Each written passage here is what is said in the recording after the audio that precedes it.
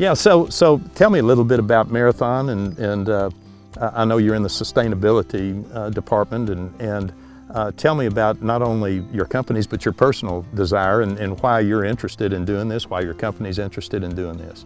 So yeah, we're 100-plus-year-old oil and gas company, and we're needing to evolve, and there's a real need to provide people with kind of a low-cost energy source. There are so many benefits from it. The people who I know, farmers and ranchers, it's hard, right. And it helps those people change what they're doing. Mm-hmm. Improve their land, like I said, it's, bird habitat and water, and there's all of these things that, restoration of the grasslands and rangelands can accomplish.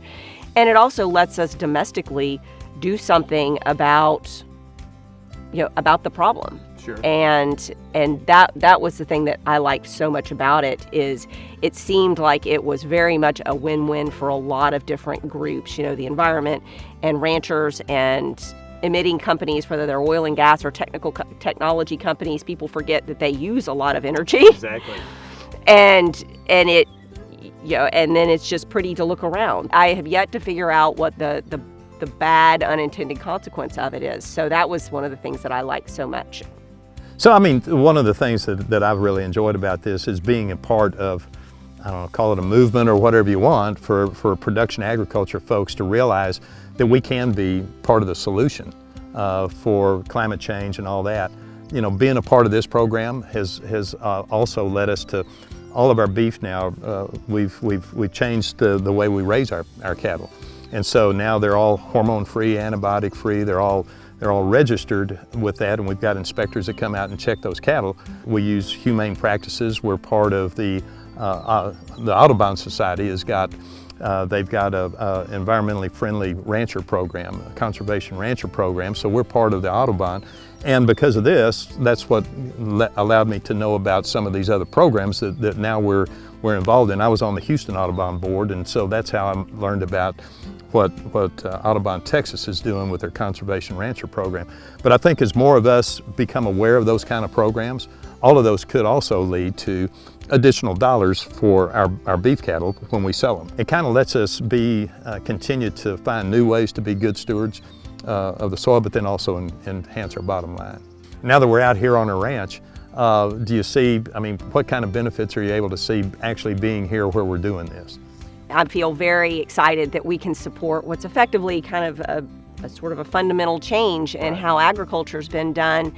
And I would argue with anybody who says this isn't a much prettier way of sequestering carbon than a lot of the other options. And I'm super proud that we can be on the forefront of being able to support something like this. I always tell my kids, there's always a cost to everything. And right. This is one of the things that I think is a pretty low cost way, and that multiple people benefit from, even if you're just driving by. Sure. You benefit from being able to look out at it. All right. My question to you is kind of, how do you feel now that you're, being able to meet a carbon buyer that's helping to support this? And we're in fossil fuel business, so would like to know kind of your thoughts on that. For production agriculture folks like me, we're just excited to be able to kind of team up with a company like Marathon and others that are interested in participating in this program.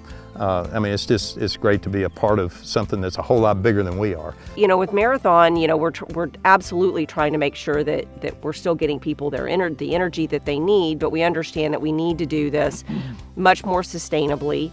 And we also want to make sure that where we spend our dollars is efficient and as economic as it can be. And, there's a lot of discussion around big technological projects to sequester carbon. But when you look at it, our planet has been very, very good at doing that on its own and not really with unintended consequences. So that was a place that we started looking. And where we liked the soil sequestration was, one, is it was very scalable. It didn't require a land use change, because it's just not realistic that everybody's going to just stop farming or ranching. And the other is that you had so many additional ecological benefits to it. You know, I want to know how much good am I doing here.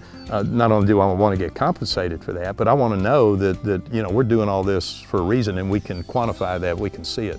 Growing grass is a lot easier than you know, than pulling small amounts of carbon out of the air. So we wanted to they're made to do that. And then if there are things like wildfires and such, most of the carbon stays where it was. You know, you burn the grass, but it's not like if you end up burning a tree down. And you know, I like the idea also of this is for all those reasons, but you know, there's a difference between this obviously and offsets, where you're just paying people to kind of not make it worse. Yeah.